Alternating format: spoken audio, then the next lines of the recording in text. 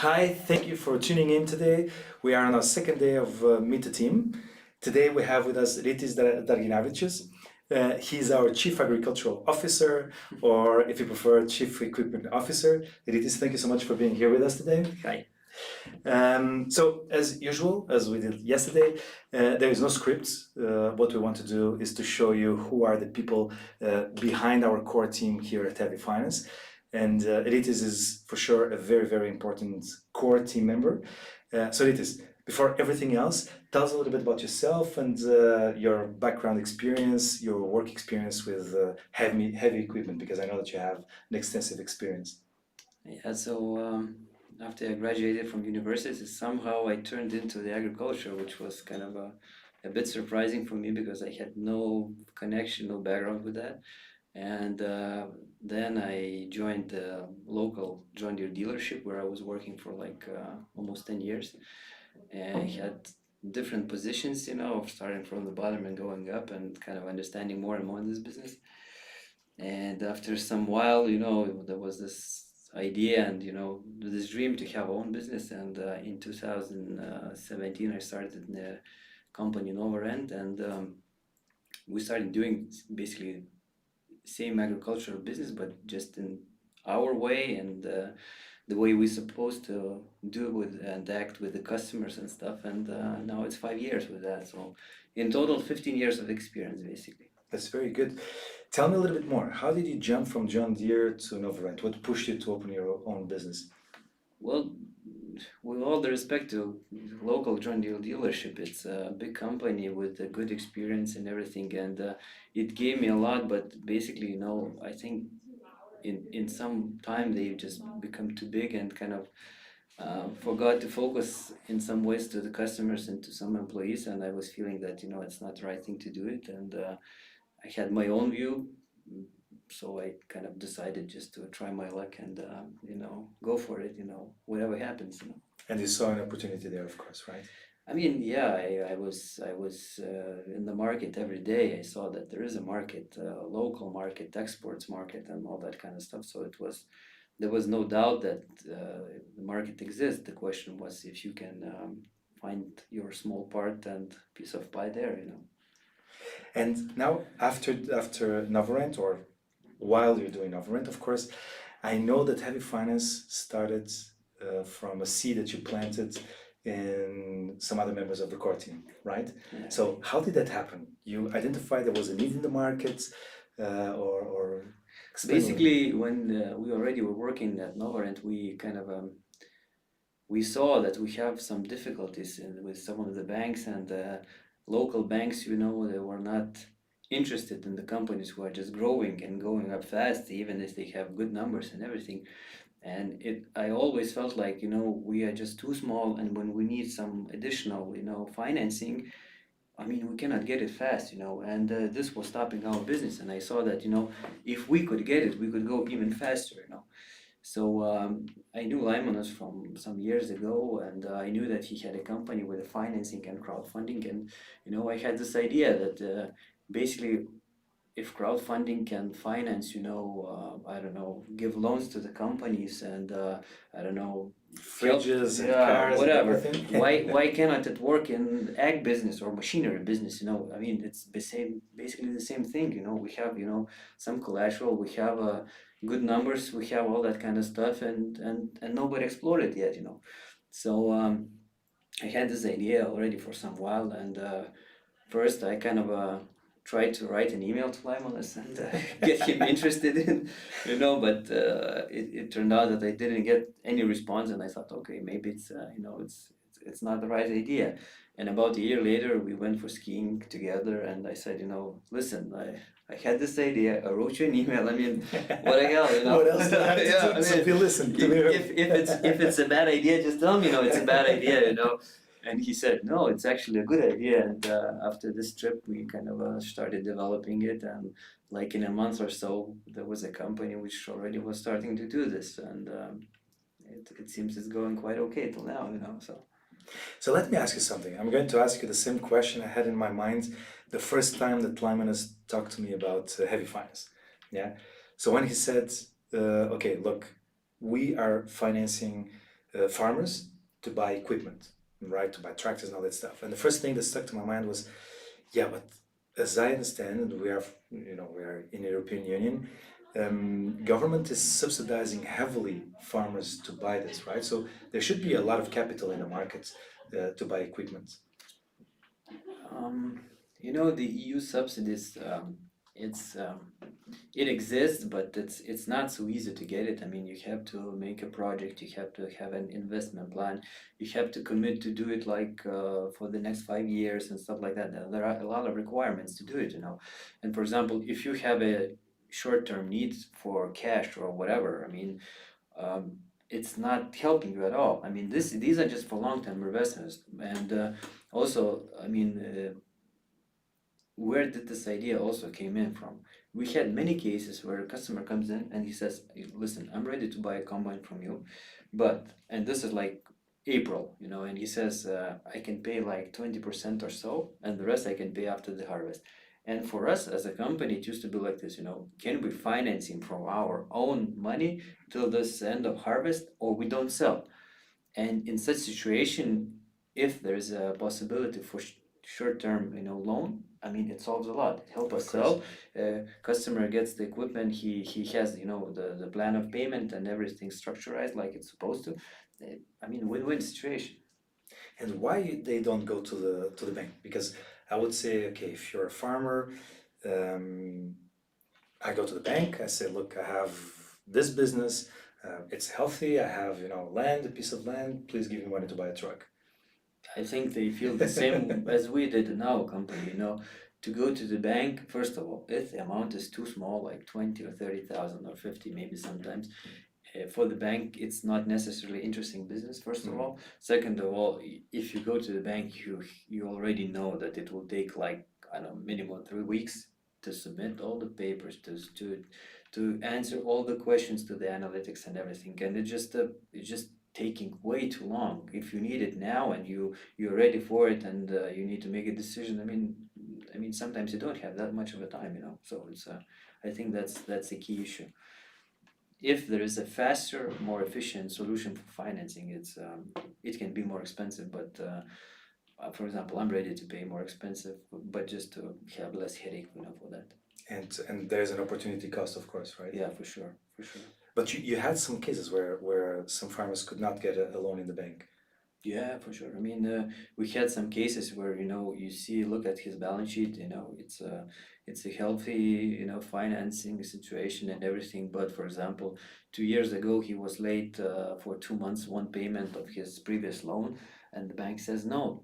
They don't look at the current situation. They look at the history that he had and not even going further. So actually, we already have some comments. So let's get something. This one from Kęstutis Morkūnas is in Lithuanian, so I will let you read it and answer because I really cannot speak Lithuanian. I will assassinate a language that is so beautiful and it's not worth to do it. Okay, I'll try to read it. Labas rytas, turiu klausimą. Vakar Andrius pristatinėdamas HeavyFinance minėjo 12 plus bankrutavusių P2P platformų. Kiek jų problemų aktualios HeavyFinance ir kur matote HeavyFinance silpniausias vietas? For me, it's a bit... should I translate it? Yeah, please. Okay, I will. Basically, the question is like this, that yesterday Andrews was introducing HeavyFinance. He mentioned that there was like 12 plus P2P platforms which go bust, and how does it influence, HeavyFinance, and what's our weakest points there? Well, for me, it's a bit difficult to comment. Why did they go bust? Because I have no particular knowledge how they did business and what was the situation with them, and it's a bit difficult to speculate. What we will do, I will keep this question.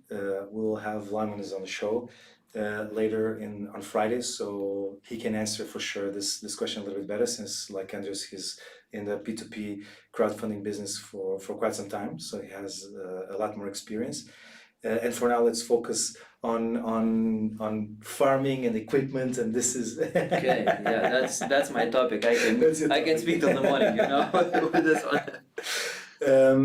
Another question Marcus, where do you get one of these t-shirts? We're actually thinking about producing more. These t-shirts, you have your t-shirt for like what? Not even a week, right? No, I have it till Friday. From Friday, yeah. So that's the same. We just printed last week to check how it would look on them, and we're actually very happy with the results. And now we're thinking about printing more t-shirts, and until Christmas, do some promotions, some campaigns with our investors, with our community, and then distributing them. But that's still to be disclosed, so that's not a topic to talk today. I will just promise that you will have an opportunity to get the t-shirt too. And in the meanwhile, so as you said, you like tractors and you like, when I was a kid, I used to play with tractors. Everybody likes big Yeah. toys, right? But so you said before you don't know exactly how you jumped into John Deere when you left university. But at some point it became something that you like, right? It became a passion. Well, I always loved, machineries, like starting from motorcycles and not all that kind of stuff. So basically, I knew that I'm not going to be selling, some food or something like that. And for me, it was about sales and about some kind of machinery mechanics and stuff like that. So it wasn't a big difference, if it's tractors, combines, or if it's, I don't know, trucks or whatever. And just kind of I jumped into the agriculture, so. And actually, the beginning of heavy finance, and that's why it's heavy, was actually with heavy machinery, right? With big equipment. This was the core business of heavy finance in the beginning, and it just shifted a long time just to accommodate other needs of farmers. But the core is really the heavy machines, right? The equipment that you were selling, because you had this idea and you felt that the market had that need. Darius is asking, to how many countries you sold some heavy equipment already? Ah, that's a very interesting question because Last time I was counting, it was I think it was like 25 countries that we had sold something to. This number is expanding, and it's kind of our goal and target. And we have a map in the office where we put the pin in each country. When we sell something. So we have sold to Africa, to like Uganda, to countries like Kazakhstan, which are really far away. Like, I mean, different countries. A lot of in Europe, of course, but every time we put a new pin, it's like, time for a beer. But that must be challenging. How do you handle all this work? Because to send a tractor to Uganda, I wouldn't even know how to start. Get a container on a ship, or I just drive my tractor into a ship. I mean, from time to time you just get an inquiry. Somebody is asking for some equipment. He sees that you're selling something, and he says, listen, I'm from there and there. What's the possibility for me to buy it? And our strategy is to just, to treat every customer like, everybody else. I mean, for us, it doesn't matter if it's which country it is.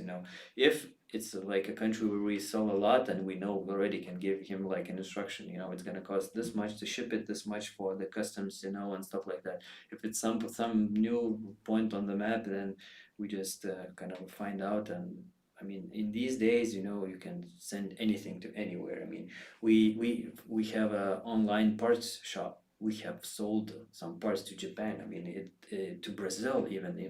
So I mean, the world is open. It's just a question how you can kind of Seize attract the opportunity. customer. Yeah, for sure. Very good. That's very nice. What's the most expensive piece of equipment that you have sold so far, and for how much? This is a question from others. Yeah.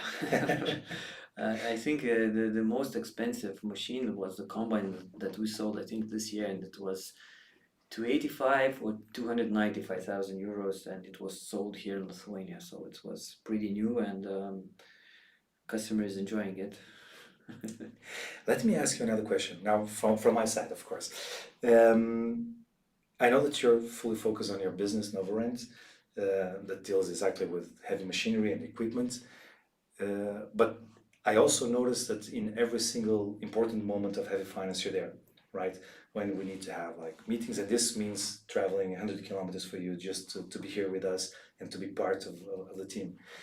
So how it is to be focused and be always present or always available for two businesses at the same time? Well, to be honest, this is the first and only business which I have where I'm like a passive investor, let's say. I'm not in everyday's operations, and for me, it's really, really, it was kind of difficult at first because I'm used to get into it and to participate and then to help out and do some things. And you're saying, how can you do that? You are always there, but I'm feeling that I'm not attending enough actually. So it's I'm trying to be as often as I can, but I would love to be more involved, and but I love this dedication. Actually, I can attest it. Every single important moment, you're there. yeah, I'm trying at least to be there, on the important moments. Yeah, but that's when we get to talk about actually big machinery and trends of the market and everything. So you're keeping us down to earth and down to agricultural or to the agricultural world, and that's a very important dynamic, right? I think that's one of the key, things that we have here, because we have a team, we have Lymanus who has a good feeling about finances and startups and how it should be constructed and everything. I have this more knowledge about the real experience with the farmers, their needs and stuff like that, and basically joining this together. I think it's this is why we are here now, and this is why we are developing and everything. And this is, I think, also why it would be really difficult for some competitor to get in, because you can't have only one or the other, and finding this combination is not so easy. You already have the magic recipe, right? Hopefully, we still have to test it. It's a year and a half, so it's too early to say, but we're going that way. So let me ask you a little bit about something also. When we finance tractors, so we get the collateral, we get the pledge of the tractor that is being financed to be purchased, right? But a tractor does not evaluate at the same rate as does a car does, for instance, right? So after 2 or 3 years, it doesn't lose as much value as a car loses, as I understand, right? So can you explain a little bit about that? Well, it's a tricky question, this value and how it depreciates. It's really you can say it's like a science, and a lot of experience is needed with it, because it doesn't enough to say that the tractor devaluates at this and this rate, or the combine devaluates at this and this rate, because it really differs. It depends on the model, on the make, on the producer. I mean, there are, as just like with the cars, there are some machines which are desired and you can sell them instantly. There are some machines which can stand for 2 years and nobody will touch them. So this depreciation of the value, it's really a tricky question, and it's, if we talk about financing, we have to take some averages probably to be safe, and this is the only way how you can, I don't know, handle this, because otherwise it's just it's tricky. Yeah, it's complicated. You have to look into every single piece of machinery and judge by it, by the condition, by the brand, by the model, by the country it's in and stuff like that. But how would you say, in average, the depreciation, because the depreciation of a tractor happens by seasons, I understand, right? By hours of work. Yeah. So the depreciation of a tractor, of a second-hand tractor, it's not as fast in general as it depends on the stage. If you take the brand new tractor, then the first 2 or 3 years, I mean, the drop in the value will be significant. And the older it is, this line going down is more stable. So it's you have to look into many factors. It's difficult to say. Basically. Very good. And let me ask you another question. So we talked a little bit about how heavy finance came to be, the market need that it was fulfilling. And I wanted to ask you, to sum up, how do you see the role of heavy finance and the farming environment, in the agricultural environment, and what do you think that is the real value for the farmers of heavy finance? I'm pretty sure that it should be, a success story for the future also, and the farmers, and not only the farmers, but the equipment sellers and everybody just can benefit of it, because it makes the business go faster. I mean, we are talking about machines and And when we talk about heavy machinery, the cost per machines it's significant numbers, and basically in every single case you almost need a financing partner. So if we can help somebody finance faster, sell faster because of the financing, or farmer can get a machine before the season due to the financing and everything, we can help farmers, we can help the whole agricultural society, and this can help grow food for our table, so. Of course. Of course, so this is the moment where we say to our investors that whenever you're investing in heavy finance, you're actually putting your capital literally where your mouth is, right? Exactly. You are helping people not to get starvation and all that kind of stuff. So you can look into that way. It's like a charity in some way. And before we go to the last question, if anybody has any question to ask, please feel free to write it down now. We still have some minutes. Because now I wanted just to ask you about something else. So most of the farmers that you work with, are they big? Are they small? We're talking about big business, like family business. Well, I don't think there's, we should kind of put them into groups like big or small or something like that. For us, every customer who has some potential need for equipment is our customer. It can be, farm who needs 5 combines, or it can be, farm who needs 1 small tractor. So approach is the same. You just have to find the needs, what he needs, how you can help him, and that's it. It doesn't matter the size of it, basically.